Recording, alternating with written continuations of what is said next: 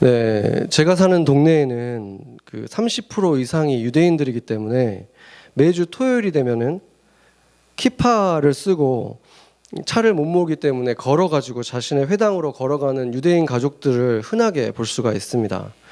아마 여러분들도 그 유대인이 가까이 사는 분들은 보실 기회가 있을 텐데, 어쩐 일인지 지난 주일에는 토요일이 아니라 일요일인데도 마치 토요일처럼 그렇게 똑같이 회당으로 향하는 모습들이 보여졌습니다.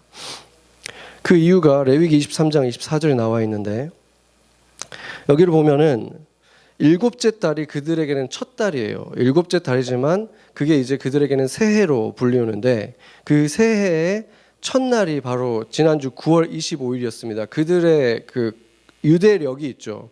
음력인데 한국하고 똑같지는 않고 유대력이 있는데, 거기에서 그 일일이 바로 지난주 9월 25일이었습니다. 그래서 그날을 이제 로시 하샤나, 나팔절이라고 부르게 되는데, 그때는 안식일과 똑같이 또 아무것도 하지 마라 이렇게 했기 때문에 그 토요일 날도 안식일처럼 보냈고 주일 날도 안식일처럼 보냈습니다. 그리고 이제 다음 주 수요일 날 아마 회사 다니는 분들 그 쉬는 날인 분이 많을 텐데, 화요일 저녁 그 해질녘부터 그 다음 수요일 해질녘까지를 이제 욤키퍼라고 해서 대속죄일입니다. 근데 뉴욕이 워낙 유대인 인구가 많잖아요. 유대인이 전 세계에서 가장 많이 사는 곳이 뉴욕입니다. 예루살렘의 2배 정도 뉴욕에 살고 있기 때문에 당연히 이곳에서 우리가 생활하는 사람들은 학교나 뭐 회사도 쉬는 경우가 많죠. 그래서 이제 우리 직장인들이나 우리 아이들이나 다 이 휴일이니까 반갑잖아요. 근데 정작 유대인들에게 이날만큼은 그렇게 막 기뻐하는 그런 날은 아닙니다. 왜냐하면은 레위기 23장 27절에서 32절을 보면은 이게 이제 그 주일날로부터 10일째 되는 날이잖아요. 그게 이제 다음 주 수요일인데, 그게 이제 속죄일인 거예요. 그래서 보면은 스스로 괴롭게 하며 이렇게 돼 있어요. 그래서 그 다음 28절을 봐도 어떤 일도 하지 말고 하나님 여호와 앞에서 속죄하는 속죄일이다.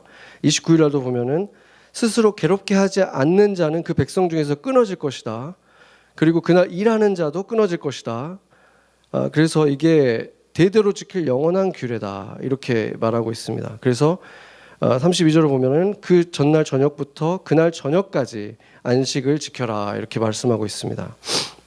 그래서 이게 스스로 괴롭게 하라는 이 명령 때문에 이제 9일째 화요일 날 저녁 딱 해 질 때부터가 아니라 약간 여유를 둬서 총 한 26시간 정도를 그렇게 보내게 되는데, 그 음식을 완전히 금식을 해야 돼요. 그러니까 물도 마시면 안 되는, 음료와 음식을 다 굶는 금식을 해야 되고, 몸을 씻을 수 없고, 또 가죽 신발을 신을 수 없습니다. 그러니까 어디를 돌아다니지 말라는 거죠. 그리고 뭐 부부 관계를 할 수 없고, 대신 그 시간 내내 계속해서 회개하는 마음으로, 속죄하는 마음으로 그 26시간을 보내야 되는 것입니다. 그러니까 스스로 이제 반성하는 왜냐하면 그 날로부터 그날 이제 제사가 지내지면 1년 동안 지은 죄들이 다 용서를 받는 것이기 때문에 그 죄를 생각하면서 반성하는 의미로 그렇게 보내게 되는 거죠. 그렇다면 이제 우리는 율법의 시대를 살아가는 사람들이 아니라 은혜의 시대를 살아가는 크리스찬들이잖아요. 그러니까 우리는 그냥 이제 무관심하게 지나가면 괜찮은 것이겠습니까? 사실 예수님은 율법을 그냥 무시해도 된다 이렇게 말씀하신 적은 한 번도 없죠. 특히나 오늘 우리가 본 지금 이 레위기서를 보면은 뭐라 그랬습니까? 너희가 영원히 지켜야 될 규례다 이렇게 말씀하셨잖아요. 그런데 왜 우리는 주의 백성이라고 하면서 이런 명령에 대해서 순종하지 않을 수 있는 것입니까? 그 이유가 이제 로마서 8장 3절에서 4절에 있습니다. 같이 한번 읽어보겠습니다. 율법의 육신으로 말미암아 연약하여 할 수 없는 그것을 하나님은 하시나니 곧 죄로 말미암아 자기 아들을 죄 있는 육신의 모양으로 보내어 육신의 죄를 정하사 육신을 따르지 않고 그 영을 따라 행하는 우리에게 율법의 요구가 이루어지게 하려 하심이니라. 아멘. 이처럼 율법을 무시하기 때문인 게 아니라 율법의 요구를 그리스도께서 다 이루셨기 때문이다 이렇게 말씀하시는 거예요. 그렇다면은 대속제일을 지키는 유대인들을 가까이에서 보는 우리들은 단순히 휴일이 하나 늘었다고 좋아할 수 있는 것이 아닌 거죠. 그날 왜 우리는 제사를 지내지 않아도 괜찮아졌는가? 그 대가를 치르신 예수님에 대해서 마음으로, 그 감사한 마음으로 충만해야 되는 것입니다. 특히나 하나님께서 이 절기들을 유대인들에게 지키게 하신 이유도 실제로 그 양이나 염소의 그 피가 그 이스라엘 모든 백성의 죄를 감당할 수 있겠습니까? 하나님은 많은 동물들이 너희 하나 생명보다 가치가 없다 이렇게 말씀을 하셨는데 어떻게 그 몇 마리 동물 가지고 그들의 죄가 사해질 수 있습니까? 사실은 그것은 그냥 더 리마인더에 가까운 거예요. 그 복잡한 절차들을 거쳐서 제사를 지낼 때마다 너희가 기억하라는 거죠. 죄가 얼마나 무서운 것인지 기억하라는 거예요. 그리고 그 실제 그 죄의 대가는 예수님이 결국 다 치르신 것입니다. 그렇기 때문에 우리가 그런 날들을 지나갈 때 우리는 사실 매일 생각했어야 되는 것인데 그러지 못했다면 그런 날이라도 한 번 더 깊이 생각해보는 기회로 삼아야 되는 것입니다. 이 로시 하샤나와 욤키포를 지나갈 때 이게 이제 매년 있는 일이잖아요. 그런데 매년이 아니라 아주 특별한 욤키포가 있어요. 아주 특별한 로시 하샤나가 있습니다. 예수님이 지금 말씀하신 거 누가복음에서 주의 은혜의 해가 왔다 이렇게 말씀하셨잖아요. 바로 그것입니다. 유대인들에게 있어서 성경을 보면은 유대인들은 사실상 땅을 소유할 수가 없어요. 땅은 하나님의 것이기 때문에 하나님이 그 지파별로 가나안 땅에 가서 나눠주셨잖아요. 그들에게 그냥 맡겨놓은 거예요. 하나님의 땅을. 그래서 집안별로 필요한 만큼 나눠주셨는데 그것을 하나님이 맡겨놓은 것이기 때문에 누구도 강탈해 갈 수가 없는 거예요. 하나님이 준 대로 가지고 있어야 되는 거죠. 그런데 어떤 사람들은 성실하게 그것을 관리할 것이고 어떤 사람들은 방만하게 관리를 해서 어떤 일이 벌어지겠습니까? 이 몇 세대가 지나고 나면은 땅을 다 잃어버리는 사람들이 생기는 거예요. 그리고 땅만 잃어버리는 게 아니라 결국에는 자기들이 이제는 자기의 가족들까지 자기의 몸까지도 다 빚을 져가지고 어떤 노예로 종으로 이렇게 돼버리는 사람들이 있는 것입니다. 그런데 그런 사람들도 다 해방되는 해가 찾아옵니다. 레위기 25장 10절 보겠습니다. 같이 한번 읽어보겠습니다. 너희는 50년째 해를 거룩하게 하여 그 땅에 있는 모든 주민을 위하여 자유를 공포하라. 이 해는 너희에게 희년이니 너희는 각각 자기의 소유지로 돌아가며 각각 자기의 가족에게로 돌아갈지며. 아멘. 그러니까 이 50년째의 대속제일 욤키포가 되면 어떤 일이 벌어지는 거냐면 땅을 잃어버렸던 사람들이 땅을 다시 다 되찾는 거예요. 그리고 노예돼 있던 사람들이 다시 다 자기의 신분을 되찾고 재산도 되찾고 다시 다 원상태로 복귀되는 거예요. 다 리셋이 되는 것입니다. 상상이 안 되죠. 우리 현대인들 생각에는 이거는 뭐 말도 안 되는 일이잖아요. 지금 우리가 하나님을 믿는 사람들이라고 하면서도 이걸 들으면 이게 정말 가당치도 않게 느껴지지 않습니까? 이건 진짜 말도 안 돼. 불공평해 이렇게 느껴지지 않습니까? 왜냐하면 우리는 하나님을 진짜 주인으로 생각하지 않기 때문에 그런 거예요. 모든 것이 하나님의 것이라고 정말 생각한다면 내가 가지고 있는 거는 실제로 내가 소유한 게 아니라 그냥 잠깐 맡고 있었던 거라고 생각한다면 그것을 다시 가져가신다는데 왜 우리가 화가 납니까? 근데 우리는 화가 나잖아요. 내 거라고 생각하는 거예요. 그리고 그것은 옛날 이스라엘 사람들도 마찬가지였습니다. 그래서 사실상 하나님이 이 율법을 축복으로 주신 것인데도 선물로 주신 것인데 이스라엘이 이것을 잘 지켰다는 기록이 거의 없어요. 그래서 50년마다 돌아오는 희년이 언제인지 이제 다 잃어버렸어요. 왜냐하면 지키질 않았기 때문에 기록이 없는 거예요. 그래서 언젠지 가늠하기도 힘들어졌어요. 그래도 7년마다 돌아오는 안식년은 조금 더 지켰기 때문에 7년마다 돌아오니까 조금 더 기억하기가 쉽잖아요. 그래서 정통 유대인들은 그래도 이게 지금쯤이 맞다라고 기록이 어느 정도는 남아 있는데 그것도 정말 어떤 검증된 건 아니고 희년은 그들조차도 정통 유대인들조차도 언제인지 모른다고 얘기를 해요. 왜 그렇습니까? 결국에 그 인간들은 하나님보다 눈에 보이는 손해를 더 두려워한 거예요.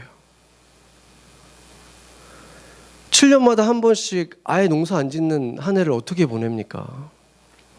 그리고 특히나 50년이 왔는데 지금까지 내가 가지고 있었는데 이걸 다시 다 돌려주라면 줄 수 있겠습니까? 그런데 하나님은 백성들이 이 규례를 꼭 지키기를 원하셨어요. 그냥 지키나 안 지키나 한번 보자, 안 지키면 벌을 주시기 위해서 준 게 아니라 이거를 정말 얼마나 지키기를 원하셨는지 여러분들이 한번 레위기 25장을 한번 쭉 한번 읽어보세요. 얼마나 디테일하게 이거를 너희가 지킬 수 있다, 이렇게 하면 된다, 이렇게 구체적으로 말씀하고 있는지 그 책이 말하고 있습니다. 예를 들면은 희년이 지금 50년마다 돌아온다 그랬잖아요. 근데 안식년은 7년마다 돌아오잖아요. 그러면은 77에 49, 49년이 안식년이잖아요. 그러면 안식년에 농사를 못 지으니까 그러면 그 땅에 아무것도 못하고 경작을 못하니까 그냥 땅을 놀려야 돼요. 근데 그 다음에 50년째가 됐는데 그 해에도 지금 또 놀려야 되잖아요. 그러면은 2년 동안 경작을 안 하는 거예요. 그러면은 2년 동안 어떤 뭐 돌아가면서 하는 것도 아니고 온 이스라엘이 땅을 경작을 안 하면 어떻게 되겠습니까? 뭘 먹고 삽니까? 그리고 3년째 딱 돼가지고 이제 뭐 씨를 뿌리고 뭘 한다고 해도 그거를 먹으려면 시간이 또 걸리잖아요. 그러니까 언제 그걸 다 먹느냐? 하나님이 뭐라고 하시냐면은 그 해가 안식년이 오기 전 해에 충분히 먹을 수 있는 것을 거두게 해주실 것이고, 그리고 더 놀라운 것은 농사를 안 지어도 그 땅이 먹을 것을 나게 할 것이다, 이렇게 말씀하시는 거예요. 레위기 25장 18절 19절 한번 같이 한번 읽어보겠습니다. 너희는 내 규례를 행하며 내 법도를 지켜 행하라. 그리하면 너희가 그 땅에 안전하게 거주할 것이라. 땅은 그것에 열매를 내리니 너희가 배불리 먹고 거기 안전하게 거주하리라. 아멘. 너희가 내 이 명령을 지키면 너희가 배불리 먹을 거고 걱정하지 말라는 거예요. 그리고 안전하게 거주할 것이다. 내가 다 책임질 것이다. 지금 하나님이 계속해서 이렇게 안심하게 하는 말씀을 하시는 거예요. 그러니까 너희가 이걸 지켜야 된다. 지킬 수 있다. 너희의 땅을, 너희의 삶을 내가 축복할 것이다. 저절로 열매를 맺을 것이다. 이렇게 약속하시는 거예요. 그런데 이스라엘이 이 축복을 누렸습니까?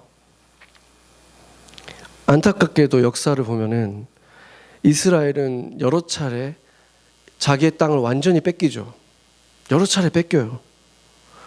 최근까지도 뺏겼었잖아요. 계속해서 그 땅을 뺏기는 거예요. 하나님이 안전하게 보호해 주신다고 했는데 그럼 하나님이 거짓말을 하신 것입니까? 약속을 안 지키신 것입니까? 아니면 그들이 하나님이 직접 주신 그 법도를, 그 규례를 무시한 결과이겠습니까? 이스라엘은 하나님의 그 약속을 신뢰하지를 못했고 땅을 쉬게 하질 않았어요. 7년째마다 땅을 놀려야 되는데 그렇게 하지 않고 이방인이 경작하게 하고 온갖 편법을 썼어요. 탈무드를 보면. 희년은커녕 안식년도 안 지킨 거예요. 그럼에도 불구하고 그 이스라엘 민족이 지금 끊어졌어야 되는데 어떻게 그래도 지금까지 유대인이라는 민족이 살아남아 있을까 신기하잖아요. 지금 온 세상을 이렇게 자기 나라 땅도 없이 이렇게 유리했는데 그럼에도 불구하고 유대인이라는 민족이 아직 남아있다는 게 너무 신기하지 않습니까? 그것은 그들이 희년도 완전히 거의 무시했고 안식년도 거의 안 지켰지만 최소한 일주일에 한 번 있는 안식일을 그래도 지키려고 애썼던 거예요. 일주일에 하루만큼은 일하면 안 되고 온전히 드려야 된다는 그것만큼은 지켜보려고 애썼던 거예요. 만약에 그것까지 안 지켰다면 그들은 아마 멸절했을 거예요. 어떻게 온 세상에 아무것도 남아있지 않은데, 자기 땅도 없어졌는데, 나라도 없어졌는데 그들이 그 민족을 지킬 수가 있었겠습니까? 그런데 오늘날 그리스도인들은 어떻습니까? 그 하루, 주일 하나를 지키는 것도 힘들어하는 거예요. 그것도 희미해져 가고 있습니다. 하나님의 아들이셨던 예수님도 안식일을 한 번도 안 빠지고 지키셨는데, 그분의 자녀들이라고 하고 그분을 따른다고 하면서, 그분이 자신의 삶의 주인이라고 하면서 어떻게 주의 날, 그분의 날, 그거 하나를 기념하고 그날 하나 예배하는 것을 대수롭지 않게 여길 수가 있는 것입니까? 우리 하나님은 오래 참으시는 분이시지만 비석이 아닙니다. 보지도 듣지도 못하는 그런 비석 같은 존재가 아니에요. 그냥 버튼 누르면은 뭐가 나오는 그런 자판기 같은 분이 아니에요. 우리가 예배하는 분은 온 세상의 창조자, 모든 것의 주인이신 하나님이신 거예요. 그리고 그분은 우리의 속 마음을 다 꿰뚫어 보십니다. 우리가 어떠한 마음으로 살아가고 있는가, 어떠한 마음으로 주일 예배를 맡고 있는가. 여러분, 주일을 온전히 지키세요. 온전히 주일은 주님께 드리세요. 이 주일까지도 하나님을 무시해서는 안 되는 것입니다. 그런데 오늘 본문을 보면은 18절 19절을 보면은 지금 예수님이 그의 그 은혜가 왔다, 주의 은혜의 해가 왔다, 희년이 왔다, 지금 50년마다 찾아오는 그 희년의 대속죄일을 지금 선포한다고 말씀을 하고 있는 거예요. 이것은 누가 봐도 황당한 일인 것이죠. 희년은 아까 말했듯이 50년마다 한 번씩 돌아오게 정해져 있는 것이고, 그날이 오면 대제사장이 선포를 하게 되어 있고, 그러면 전국에서 일시에 나팔을 불게 되어 있는 거예요. 그러면서 동시에 한꺼번에 시작을 하는 것인데, 이 작은 시골에, 나사렛에 있는 시골의 회당에서 한 랍비가 그냥 이날이 왔다라고 선포한다고 되는 일이 전혀 아니라는 것이죠. 더욱이 지금 그들 가운데에는 예수님을 도저히 인정할 수 없는 그 친족들이 있고, 예수님에 대해서 시기심을 가지고 지금 멸시하고 있는 랍비와 대제사장들이 있고, 그들 가운데에는, 그 종교 지도자들 가운데에는 그들이 부유했기 때문에 땅을 되돌려주고 싶은 마음이 조금도 없는, 이렇게 각자의 이유들로 인해서 예수를 낭떠러지로 떠밀어서 죽여버리고 싶어 했던 사람들이 있었던 것입니다. 그리고 또 한 가지 문제는, 희년의 선포라는 것은 그냥 선포한다고 되는 것이 아니라 이 대속죄 제사가 드려져야만 그 일이 일어날 수 있는 것인데, 이스라엘의 죄가 용서를 받아야만 일어날 수 있는 것이잖아요. 레위기 16장 7절에서 10절을 보면은 두 염소를 가지고 와서 지금 여호와 앞에 가지고 와라, 이렇게 말씀을 하고 있습니다. 그래서 이 두 염소를 가지고 온 다음에 한 염소는 먼저 잡아서 죽이는 거예요. 먼저 죽여서 피를 뿌려요. 피를 그 지성소 안에서 뿌리게 되어 있고, 이렇게 두 염소가 드려지는데 순 염소를 드리라고 되어 있습니다. 그래서 첫 염소는 먼저 죽임을 당해서 제단에 피를 뿌려주고, 두 번째 염소는 죽이지 않고 광야로 가져가서 거기다 풀어주라고 되어 있어요. 그래서 한국어 성경은 보면은 아사셀에게 보내는 염소라고 되어 있는데, 영어 성경은 대부분 다 스케이프곶이라고 되어 있습니다. 스케이프곶. 근데 원어적으로 보면은 한국어 성경이 더 가깝게 되어 있어요. 그래서 이 아사셀이 무엇인가에 대해서는 여러 가지 해석들이 있지만, 그때 당시에 그 제2 템플 시대라고 하는데 그 기원 전의 시대에 유대 뭐 탈무드라든지 유대인들이 썼던 그 에녹서라든지 이런 책들, 위경이라고 하는 이런 책들을 보면은 아사셀을 누구라고 말하냐면은 사탄의 다른 이름을 아사셀이라고 합니다. 그러니까 두 번째 제물은 사단이 있다고 그때 당시 사람들이 그냥 생각했던 광야로 보내지는 거예요. 내용이 너무 이상하죠. 하나는 하나님께 제물로 드려지고 하나는 사탄이 있는 광야로 보내지고. 그래서 제가 이제 이 두 번째 제물에 대해서는 이 명확한 의미와 해석이 없어요. 기독교 서적들을 찾아봐도, 그리고 심지어 제가 이게 이제 레위기에 있으니까, 레위기는 유대인들에게도 굉장히 중요한 성경이잖아요. 그래서 그 레위기를 해석한 책들을 봐도 몇 가지 이런 추측들은 있지만 이게 정확하게 무슨 의미인지를, 의미가 무엇인지를 해석하는 것이 없었습니다. 다만 기독교 신학자들은 한 가지 동의하는 게 뭐냐면 이 두 제물이 다, 두 마리의 염소가 다 예수님을 예표하고 있다, 이거에 대해서는 동의를 하고 있죠. 그래서 제가 이거 단서들을 이렇게 계속 보면서 제가 발견한 단서는 뭐냐면 대속제일의 제사를 하는 방법을 명령하는 레위기 16장 5절을 보면은, 16장 5절 한번 보겠습니다. 여기 보면은 속죄 제물을 삼기 위해서 순 염소 2마리를 보내라 이렇게 돼 있잖아요. 가져와라 이렇게 돼 있잖아요. 그러니까 결국에는 제가 본 단서가 뭐냐면 이 염소 2마리가 다 속죄 제물이라는 것은 일치한다는 거예요. 그러니까 한마디로 둘 다 속죄 제물인데 한 마리는 죽임을 당하는 속죄 제물이고 하나는 죽임을 당하지 않고 살아있는 속죄 제물이라는 거예요. 그래서 광야로 내보내진 이 제물은 죽은 제물이 아니라 산 제물이었다는 것입니다.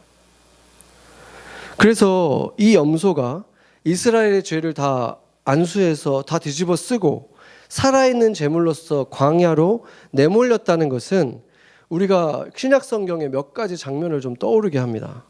먼저 예수님께서 세례를 받으셨잖아요. 성령 세례를 받으시고 나서 즉시 성령에 의해서 광야로 내몰리게 됩니다. 그리고 그 광야에서 40일 동안이나 금식하시고 고통 속에서 사단에게 시험을 받으시죠. 그 광야라는 그 땅이 성경에서는 항상 사탄의 땅, 위험, 혼돈 이렇게 되어 있기 때문에 이리때가 짐승들이 있는 곳, 이리때가 득실거리는 곳 이렇게 되어 있어요. 그렇죠. 그 시험당하는 예수님의 모습이 오버랩이 되는 것이고, 또 한 가지는 우리가 살아가는 이 세상 있잖아요. 이 세상의 임금을 누구라고 합니까? 공중 권세 잡은 자를 누구라고 합니까? 마귀라고 하잖아요. 그러니까 우리가 이 땅을 살아가는 동안, 이 땅이 끝나고 진정한 하나님 나라를 들어가는, 진정한 가나안 땅에 들어가기 전까지 우리가 있는 이 땅은 실제로는 광야와 같은 것입니다. 그래서 예수님께서 제자들을 보낼 때, 세상으로 보내실 때 이렇게 말씀을 하셨어요. 누가복음 10장 3절입니다. 같이 한번 읽어보겠습니다. 갈지어다 내가 너희를 보냄이 어린 양을 이리 가운데로 보냄과 같도다. 아멘. 그래서 결국은 예수님은 십자가에서 죽으심을 통해서 속죄 제물로 제단에 드려졌을 뿐이 아니라 광야에 풀어놓아진 산 제물이시기도 했던 것입니다. 그리고 성경은 우리 또한 거룩한 산 제물이라고 말하고 있습니다. 로마서 12장 1절 같이 한번 읽어보겠습니다. 그러므로 형제들아 내가 하나님의 모든 자비하심으로 너희를 권하노니 너희 몸을 하나님이 기뻐하시는 거룩한 산 제물로 드리라. 이는 너희가 드릴 영적 예배니라. 아멘. 이것은 하나님이 우리에게서 받고 싶은 영적 예배가 무엇인지 보여주시는 거예요. 로마서 12장 2절이 어떻게 이어집니까? 보겠습니다. 같이 읽겠습니다. 너희는 이 세대를 본받지 말고 오직 마음을 새롭게 함으로 변화를 받아 하나님의 선하시고 기뻐하시고 온전하신 뜻이 무엇인지 분별하도록 하라. 아멘. 산 제물로 살아간다는 것은 먼저 이 세대를 본받지 않고 마음을 끊임없이 새롭게 해야 된다. 깨끗하게 해야 된다. 하나님의 선하신 뜻을 분별하면서 살아야 된다. 이 무엇을 말합니까? 거룩해야 된다는 거예요. 제물은 거룩해야 되잖아요. 거룩한 산 제물이 되기 위해서 먼저 너희는 이렇게 거룩해져야 된다. 매일매일 이렇게 새롭게 되어야 한다. 하나님께 드리는 제물은 거룩한 제물이어야 되기 때문에 그런 것입니다. 그리고 그게 전부가 아니죠. 예수님은 분명히 십자가 위에서 온 인류를 위해서 죽임을 당하는 속죄의 제물로 드려지시기 위해서 오셨죠. 그런데 예수님은 또한 이리들이 득실거리는 광야 같은 세상을 다니시면서 제자들을 부르셨어요. 나를 따르라. 예수님은 제단에 드려진 죽임당한 제물이자 살아서 광야를 다니신 산 제물이셨던 것입니다. 그리고 우리 또한 산 제물로 살아가기를 원하셨던 것입니다. 레위기 16장 20절에서 22절을 보면은 여기 보면 제단을 위하여 속죄하기를 마친 후에 살아있는 염소를 드리는데 그 염소를 아론은 두 손으로 살아있는 염소 위에 안수를 하는 거예요.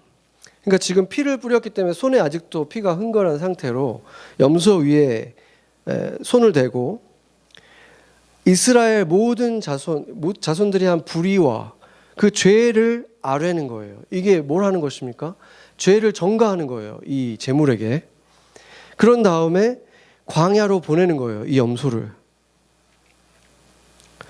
지금 이 지성소는 대제사장 아론도 1년에 한 번 딱 이때밖에 못 들어가는데 지금 살아있는 것 중에서 이 제물이 같이 들어간 거예요. 그래서 첫 번째 양으로 제사를 마친 아론이 이 제물에게 모든 죄를 전가한 다음에 이제 광야로 보내게 된 거죠. 그런데 이 제물들이 지금 자기의 죄 때문에 죽는 게 아니죠. 그러니까 제물이라는 것은 언제나 다른 이들의 죄를 위해서 희생하는 존재인 거예요. 다른 이들을 위해서 드려지는 존재가 제물입니다. 그렇다면은 구원을 받은 우리가 아직 이 세상을 살아가는 이유는 결코 우리의 구원 때문이 아니겠죠. 다른 이들을 위한 것입니다. 다른 이들의 구원을 위한 것입니다. 이것이 바로 예수가 보내신 예수의 제자들 산 제물의 삶의 목적이 되는 것입니다. 그러고 보면 우리가 지금 이렇게 예배를 드릴 수 있는 그리스도인이 될 수 있었던 것도 누군가가 우리를 위해서 산 제물이 되어 주었기 때문이 아닙니까? 우리를 위해서 크고 작은 희생들을 했잖아요. 누군가가 그런 것을 감당해 줬기 때문에 우리가 그들로 인해서 그들이 제물 되어 주어서 우리가 이렇게 예배할 수 있는 사람이 된 거예요. 예수님은 자신이 영원한 염키포 대속죄일에 제사를 행하는 대제사장 그리고 제단에 바쳐지는 영원한 제물이자 광야에 보내진 산 제물이셨기 때문에 율법의 요구가 예수님으로 인해서 다 충족된 것입니다. 그렇기 때문에 예수님은 희년, 기쁨의 해, 주의 은혜의 해를 선포할 수가 있었던 것입니다. 이날에 전국 어디에도 나팔은 울려 퍼지지 않았지만 영원한 주의 은혜의 해는 거기에서 이미 시작된 것입니다. 그리고 지난 2000년간 산 제물로 살아가는 그리스도인들에 의해서, 교회에 의해서 주의 은혜에는 계속 전파되고 있는 것입니다.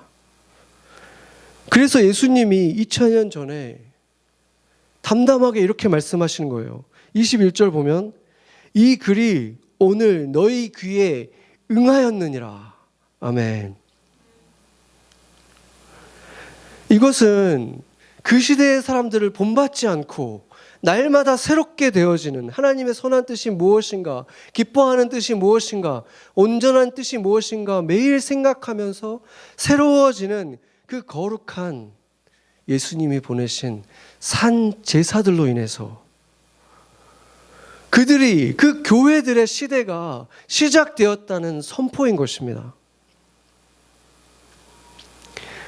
그들에 의해서 세상도 더 환해지는 거예요. 세상도 더 정의로워지는 거예요. 실제로 인류 역사를 한번 보세요. 만약에 기독교가 없었다면 인류는 지금 어떻게 됐을까요? 기독교가 들어간 곳마다 노예제가 폐지됩니다.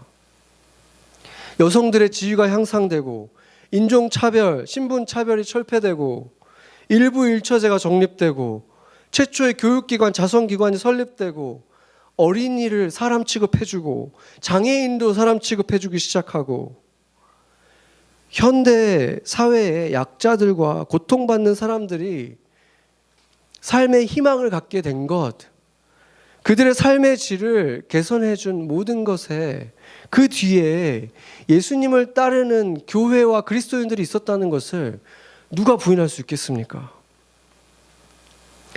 산 제물로 살아가는 교회들이 있다면 그들이 속해 있는 사회는, 세상은 더 환해지고 더 정의로워지게 되는 것입니다. 그러나 그것은 온전한 것에 대한 불완전한 그림자에 불과한 것입니다. 실제 일어날 일에 대한 그냥 포섀도우 같은 거예요. 그 앞에 비치는 빛이 비치면 그 그림자가 생기잖아요. 그 그림자만으로도 너무 좋은 것이지만 그림자처럼 그것 또한 일시적인 것이고 영원한 게 아닙니다. 그래서 그림자처럼 금방 휘어버리고 희미해지는 거예요. 그래서 우리의 진짜 기쁨은, 우리의 진짜 보람은 그런 일들이 많이 생기는 게 아니라 진짜 무슨 일이 일어났는가 거기에 있어야 하는 것입니다. 우리의 진짜 기쁨은 우리의 모든 죄를 뒤집어 쓰시고 속죄의 제단에 제물이 되어주신 예수님 때문에 이제는 우리의 죄가 다 용서함을 받았다. 지난 1년의 죄가 아니라 우리가 지금까지 지었던 그 모든 죄가 하나님의 어린 양이 그 제단 위에서 흘리신 그 피로 인해서 모든 것을 쏟으신 그것 때문에 내 죄가 완전히 용서를 받았다. 거기에 있는 것입니다. 그게 진짜 기쁨의 이유가 돼야 되는 거예요. 그렇기 때문에 내가 하나님 눈에 티도 없고 거룩한 하나님의 너무나 사랑스러운 아들이 되고 딸이 되었다. 예수님이 희생하셔서 희생 제물이 되셔서 내가 그것을 얻게 되었다. 하나님의 자녀가 되는 그 권세를 얻게 되었다. 그것에 있는 것입니다. 그 은혜의 기쁨과 감격이 가장 중요한 우리에게 있는 실제인 것입니다. 그런데 우리가 그 기쁨을 온전히 누리고 있습니까? 정말로 내 삶의 가장 큰 그 기쁨의 이유가 그게 되고 있습니까?